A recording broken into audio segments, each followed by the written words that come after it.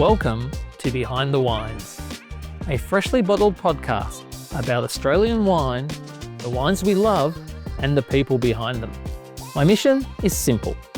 I want to get down into the cellar with sommeliers, stomp some grapes with winemakers, and have chats with our finest critics, growers, retailers, and chefs. Today, I had the pleasure of driving up the highway to the stunning Macedon Ranges, where I experienced firsthand the breathtaking vineyard of Bindi wines. There I sat down with a true pioneer of Australian wine scene, the renowned winemaker, Michael Dhillon.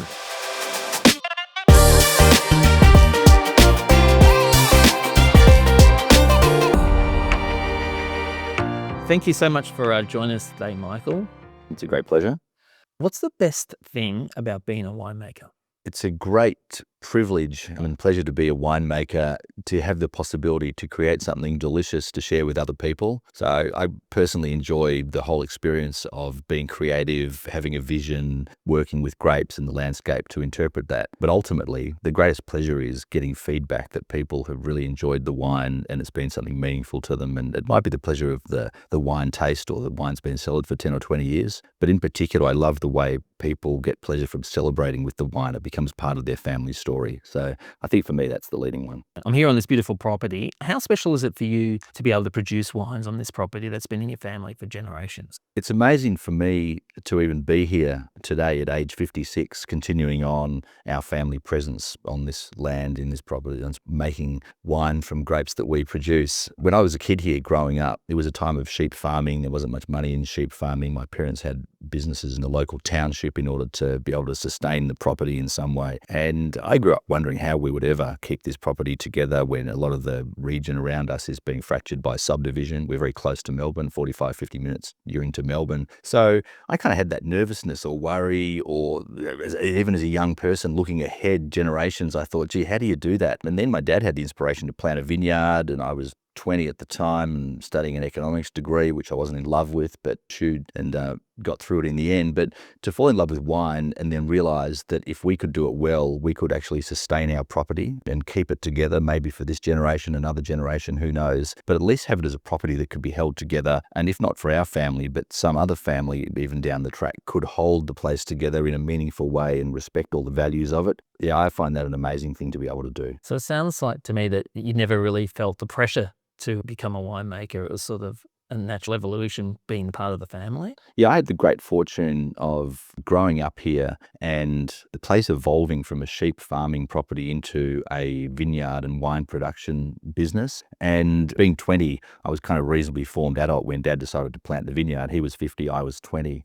And we learnt together. Whilst he was doing a lot of the hard yards here in the vineyard, which I was helping him with, I was also working for a wine importer. I was working vintages overseas. I was meeting a lot of the people within the wine industry, which I think really helped us learn a lot, but also helped us establish the Bindi reputation quite quickly in the marketplace. So we kind of did that side by side, which was a really good fortune for me. And I think ultimately it worked really well for our business. For those unfamiliar with the Macedon region, what qualities do you think that make it so special in your eyes? The Macedon Ranges is special principally because of elevation. Soil profiles are profoundly important in this region, but first and foremost, it is the coldness of the region, which is determined by obviously being very south in Australia, but also being quite elevated between 400 to 750 metres above sea level. And the simple logic of that is for every 100 metres you come up from Melbourne up into the hills is about 0.7 of a degree cooler.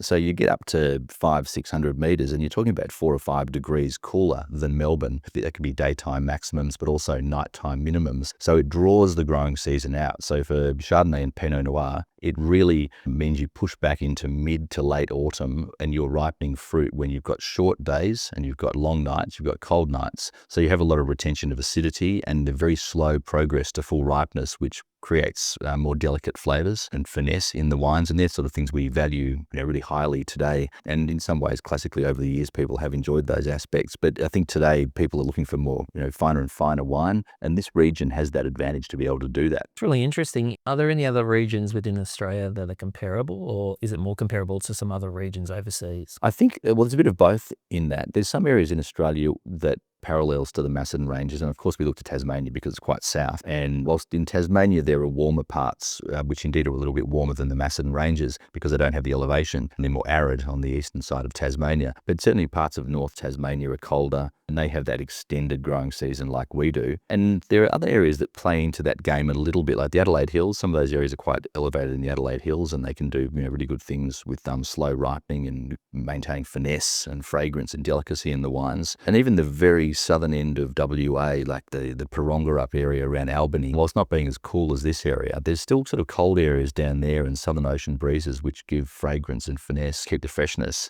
So that few in Australia here and there, you can go up to Tumbarumba even in the higher country around Beechworth, and it's elevation again, but they're further north, so it's brighter and sunnier, but the elevation keeps them in the game for that brightness and freshness, which is really important. And when we go around the world, wow, there's a whole lot of areas we could go to. Areas that I've really been inspired by, I think the Willamette Valley in Oregon is a stunning area. I've been there multiple times for the International Pinot Noir celebration and visited some vineyards around that region. And they're north, they've got some elevation, they've got fantastic mountain slopes with great vineyards, and that's a very inspiring area.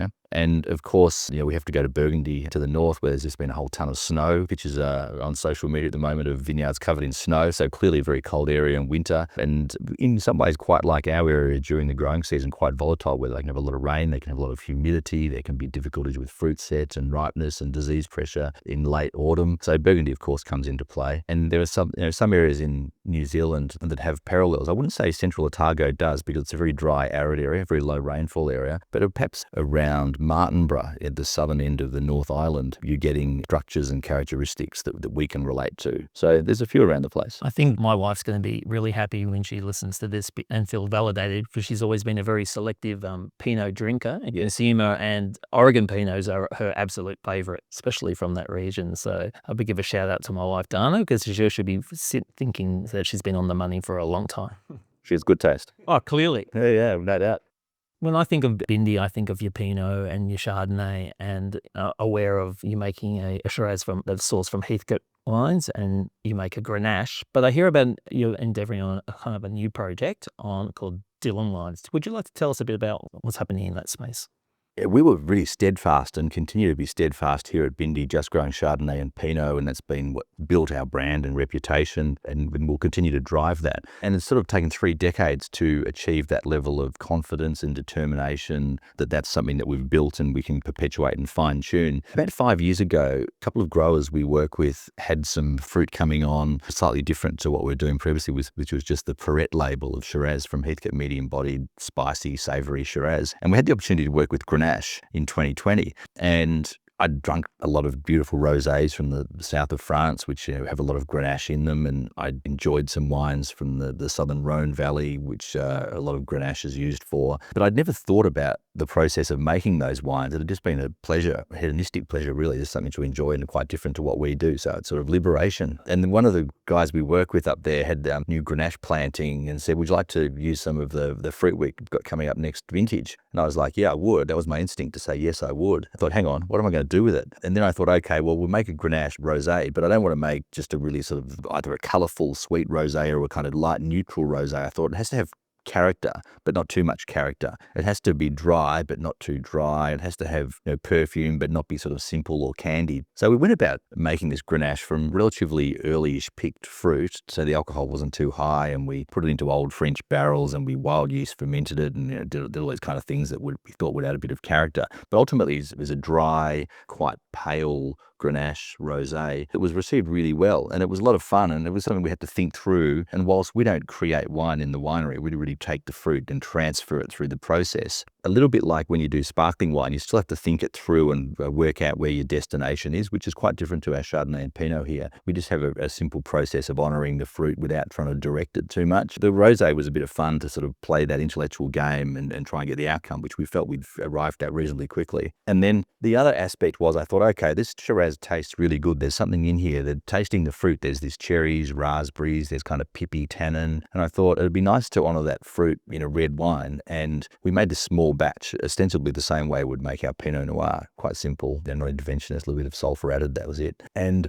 we decided just to let this Grenache red wine follow the process and see what came out the other end, having no expectation or no imposition really of the winemaking. And as the wine sat in barrel post-fermentation, we showed a few people, tasted from barrel, and they'll be like, this is beautiful. This is like a more savory, more fruity Pinot Noir without the perfume, but other characteristics akin to Pinot Noir, not a heavy tannin load, quite fragrant, red, crunchy fruit. So we became quite enamored with it early days and bottled it up. Lo and behold, everyone we sold bottles to wanted more bottles. So we thought, okay, let's increase the production. So over the years, we've had the opportunity to push that Grenache in both guises further. The other great benefit for the Dhillon project has been the opportunity to get fruit from a northern Masson Ranges vineyard called Glenhope. It was a vineyard planted in the mid to late 90s. It was to supply another business with Masson Ranges fruit in their sort of blending proposition, but it got sold relatively early in its life to a winery in the Hunter Valley, and the fruit got lost from our area, taken to the Hunter, blended away with other wines, other varieties, and it didn't sort of ever have a strong signature of our region. And some new owners took it over 3 vintages ago, and they're not wine people in their background, so they were quite open to getting advice from different people, and they have a fantastic vineyard manager. And they said, would you like to buy some fruit from our vineyard as a mature vineyard, Northern Masson Ranges, high altitude? And so we said yes, and from there we've been able to take Riesling, we've been able to take Chardonnay and some red varieties to make a couple of different styles of red wines. So that's been a revelation for us again to play around with fruit from our area, our region, apply our principles to it, but to see what happens with that source of fruit, because 30 years of Bindi gives us a knowledge of Bindi, but working with a new vineyard, you have to open your mind to what it wants to do whilst honouring the values that you have yourself as a wine producer, which is balance and finesse and harmony, and how to achieve those things with another source of fruit.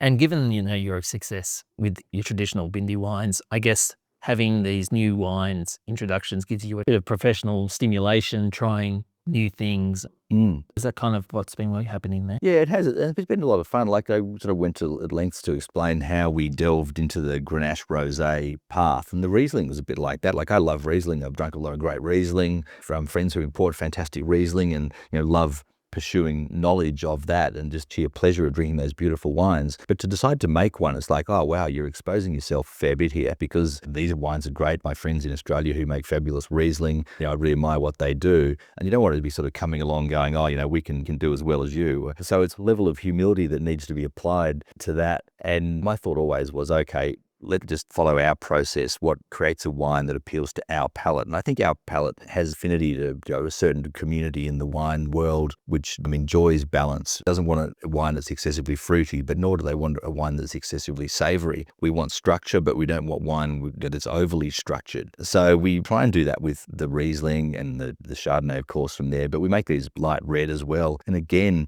the aim is just to create something with that balance and that delicious drinking character, but also something with that level of harmony and intensity that does ensure the wine ages gracefully. And we think that resonates with people. And there's similarities in the winemaking process, but with all different grape varieties, it is different. Do you have any particular favourite you liked working with? It's interesting to balance this new project under the Dhillon label, because Bindi has always been, these are the principles we uphold, these are the practices, and I won't say we make the wine exactly the same every year, but it's pretty damn close. I used to feel when I was in my 20s, back in the mid-90s, late 90s, that each season required a new interpretation, that you had to really be on form to take things away, add things, and try and tweak the wine a bit. And I soon learned a few vintages, it was like, no, trust the vineyard, trust the season, trust the health of the soil, the vines, the low crops, the integrity of the region, and the process. To what we do now, we basically make things exactly the same every year. Whereas with these other wines, it was like, okay, we have to learn that process. We have to learn that confidence about what it is that we need to do each year, but what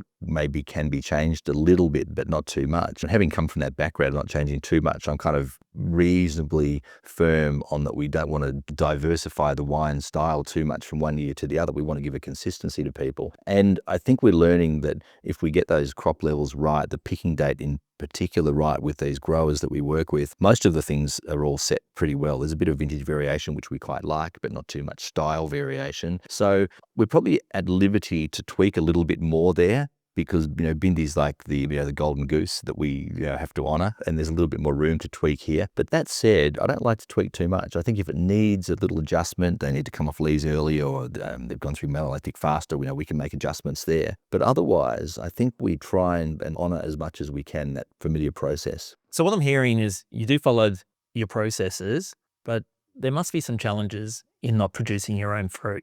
Yes, there's challenges in producing our fruit and not producing our own fruit. The challenge with our own fruit is that it's so damn important to our reputation and our longevity and presence here. There's kind of an agony over the growing season, and then there's this huge responsibility for those wines when you make them, and there's an increasing amount of assessment of Bindi wines that they have to perform. They have to achieve a certain standard. So there's a little bit of pressure there to do that. But when you make wine from other people's vineyards, there's actually a great freedom because you haven't been through the agony of the growing season. You've got a timeline that you're working within, yes, but where at Bindi, it's like nearly 40 years for me of relationship with the vineyard and the wine production and the label. The other projects have a shorter window. So who knows when people sell their vineyards down the track, or they decide to do different things, or adjustments occur. So whilst there's some level of assurity, there's not the length of window that exists there for those. So you approach it with a different mindset, and it's almost a liberation to go, okay, we can play around with these things. They're not as expensive as our wines. They don't have to conform to a certain price point as much. So we can play around with them a little bit. And the key thing is for us to spend a bit of time there during the growing season leading up to the harvest, so we feel that we've got a reasonable connection to where the fruit is arriving at, and when we can make that decision about the picking date with a level of knowledge leading up to that. And so when the fruit does arrive at the winery, we don't feel, it's a shock. The fruit has just arrived. What are we going to do? We've already been building up to that emotionally, intellectually by spending the time in the vineyard with the grape grower. So it's not a shock when the fruit arrives, and we have a vision already of how we think we need to respond to the fruit and take it through that process. So I think there's different challenges between what happens at Bindi and what happens with fruit from elsewhere. And I think in both cases, I love that there's a diversity of it. Like, we're not achieving the same outcomes. We're not experiencing the same level of emotions or intellectual decision-making processes as we go through those two projects. And in some way, I guess that sounds like they're a bit complementary in that they bring different parts of ourselves and our processes to the fore each season. So within the Dhillon project, does that give you capacity to look at different trends and shifts in the Australian wine market, or does that influence you at all? I think there is a little bit of allowance in the Dhillon label for us to get involved in what's happening out there in the marketplace. I mean, we've seen trends, let's go back to the early 80s when we had a trend of very green leafy Cabernets, and then we went through a period in the late 80s, early 90s, mid 90s where people were starting in our situation bring Pinot Noir to the wine market, but often they were young vines, perhaps overcropped, not made sympathetically, and we had to adjust, and people had to start growing really good Pinot fruit to make better Pinot Noir wines, and we pushed through that era. And then the late 90s, early 2000s, when the Parker effect hit Australia and people let the fruit hang out there for another week or two or three, and went from 13.5% alcohol to 15, 16, 17. And there's been pushback on that. And then we've had the natural wine movement, sort of an urban wine movement, often not always related back to vineyards, but more a philosophy of the suburbs or the city. And all those stages have been interesting because there are provocation, there's adjustments required. And for us with the Dhillon label, for example, making a rosé, I think rosés in the last half dozen years have become increasingly embraced. Maybe there's too many rosés around now, and we're part of the problem. But certainly, we don't try and oversupply the market. It's just a little niche thing that we do. But that's been fun to see that summery, light type of wine be embraced. And I guess the accidental red, which is only the third time we've made it in 2024, a light, chillable red, not particularly expensive, but honouring beautiful Macedon ranges, red varieties, Merlot, Shiraz and Malbec. People put a red wine in the fridge and have a bit of fun, let it warm up slowly on a summer's night. And I guess the easiest one to talk about in regard to current racing, not of trend, but I think of quality, style and open-mindedness, is the Grenache. We've had a lot of fun playing around Grenache red wine, and I think there's going to be increasing numbers of vines planted in Heathcote. It suits Grenache really well. It's a resilient grape, it holds acidity very well, and we're finding that we can make a wine between 13 and 14% alcohol, typically hitting 13.5, which is a light to medium body red wine with lots of interesting flavours and a dry savoury nature. Suits what people want to drink today. And not that we chase a trend, as I said before, we chase a medium way to balance style of fruit and savouriness and structure. And I think that wine, the Grenache wine, really fits to that trend at the moment, which I think will be ongoing. Balanced wine, delicious wine, surely is a trend for longer than just today. So sustainability is very important everywhere today. Yes. What does that really mean to you in winemaking?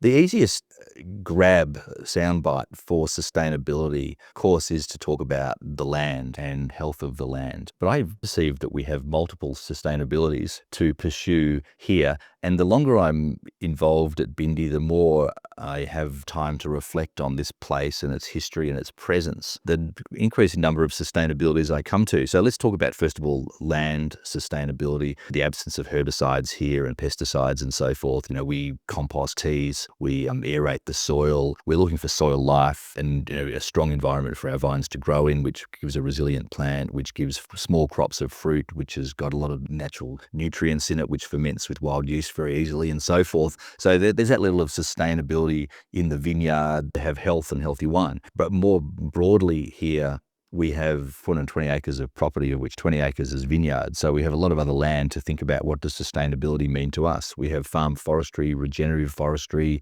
We have indigenous grasslands that we just maintain. There are a couple of hundred acres of a volcanic plain, which is quite rare, that's never been ploughed or phosphated, which is abundant with native plants. And there's in fact quite a lot of fauna in this area that embraces those gullies and those plains. There's wallabies, there's koalas in trees, there's wombats digging holes, there's echidnas roaming fields, there's of course kangaroos, a myriad of birds. So sustainability there is very observable in the animal and flora world. But I think also we need to think about sustainability of the people that live here, that's a healthy environment, there's a balance of work and other life, that there's an embracing of people who come here and help us work, that there's a respectfulness there. And I think further than that, there's this whole sense of business sustainability, that all of those values that we uphold, and I've mentioned viticulture, the land, the forests, the people, the business has to be sustainable in order to have those things perpetuate. If we don't have a business that runs well, we don't get to invest in farm forestry or the maintenance of indigenous grasslands and bushlands and the well-being of people. That puts all that stuff under pressure. So financial sustainability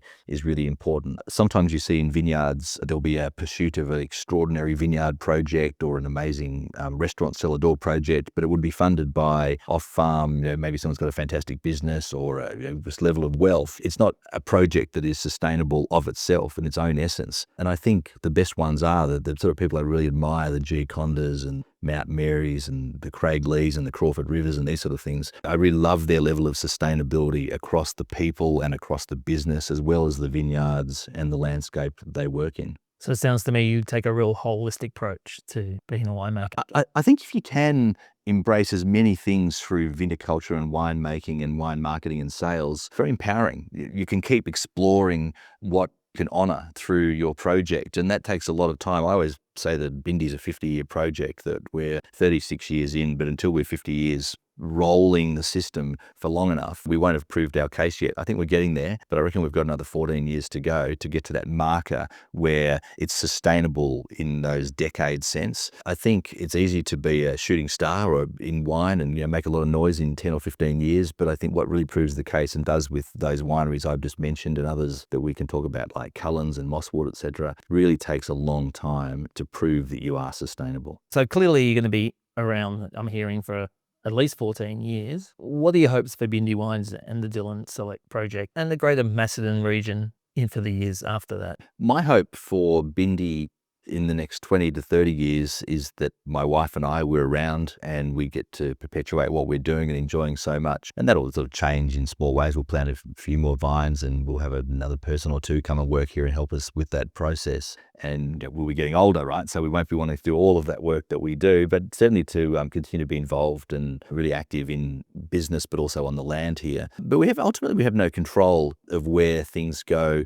This is a landscape on grounds that are between 5 and 480 million years old. There were people farming in different ways here for 65,000 years. My family's been in the Gisborne township since 1850, on this land since the 1950s in particular. So our presence here is actually reasonably short compared to those people that lived here for a long time and in fact the age of the land itself. So I don't get too hung up on having to have a legacy because the windows are so much bigger than my own family's legacy here. That said, I think it's really important that people enjoy what they do. So if there's anyone in our family who enjoys enjoyed doing the things that occur here, which are quite diverse, that's fantastic. Down the track, if there are other people who choose to do that, that's fantastic too. We have no control over those things. And I guess that holds pretty well for our region, the Macedon Ranges region. It's an interesting area because it's very close to Melbourne. And these more southerly areas of our ranges have got more pressure for subdivision. The land is worth more for living on as sometimes even trophy properties, as weekenders and so forth, than agricultural, viticultural purposes. So the region has pressure on it in that regard.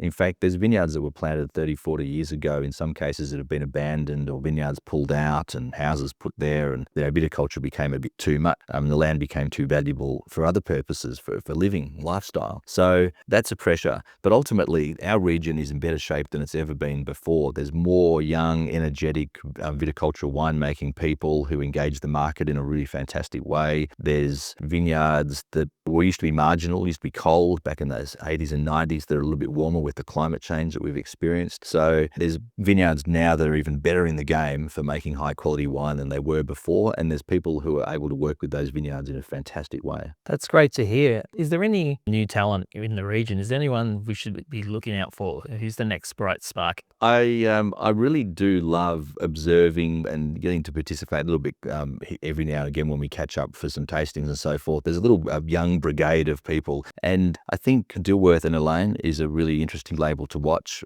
Passionate people honouring Macedon Ranges vineyards and slightly further afield as well. And Josh Cooper, of course, on Cobble Ridge is doing a similar thing and has a great longevity in the region with his family's project. And he honours excellent vineyards and has introduced some really good wines that I think, along with Dilworth and Alain and even Owen Latter, whose family are Eastern Peak, slightly outside our region, but dabbles in our region as well. I like that sort of young Turk brigade. They're all getting a bit older now, so they're still very young compared to the rest of us. And there's people on the northern side of the region at Lyons Will, I think Ollie and Renata, a really good label to watch. Again, relatively young people to us who bring a real passion. And I love seeing that reinterpretation of the region. It's been great. It's been a long time coming, but it's really admired and much appreciated. Awesome. And now for our listeners, that is what I like to call the bottle. And now we do a little quick fire just to get some things about you, which I call the glass. First of all, dogs or cats? Dogs. Favourite season in the vineyard? Autumn. If you could do a project outside of Australia, which country would it be in? Wow, that's a great question. Gee, I don't really have an answer for that. I've never thought about it. Maybe the Willamette Valley. My wife, again, should be happy to hear that. First one you truly loved? Shiraz from the Adelaide Hills, Henschke Hill of Grace. Biggest inspiration in your life? My father. What's one of the best Melbourne restaurants you've been to this year? Kazuki's. Best advice you ever received? Be patient. And what's the best wine you've had to drink this month? The 1968 Lake Folly Cabernet. Done. Boom. It's been a real pleasure talking to you today. It's good to see that Bindi's still in state hands and that there's new up-and-coming talent to look out for. And good luck with Dhillon Wines and your new project. Thanks for your interest. I really appreciate it. And that's a wrap for this episode of Behind the Wines. A huge thank you for joining us. Your support means everything. Like a good wine, the best stories are meant to be shared. So make sure you subscribe on your favourite podcast platform, leave a comment, and let us know your thoughts on our socials. And go to our website for some more stories, special offers, upcoming events, and exclusive content. And special thanks to PS Wine Selections for your ongoing support. Until next time, cheers.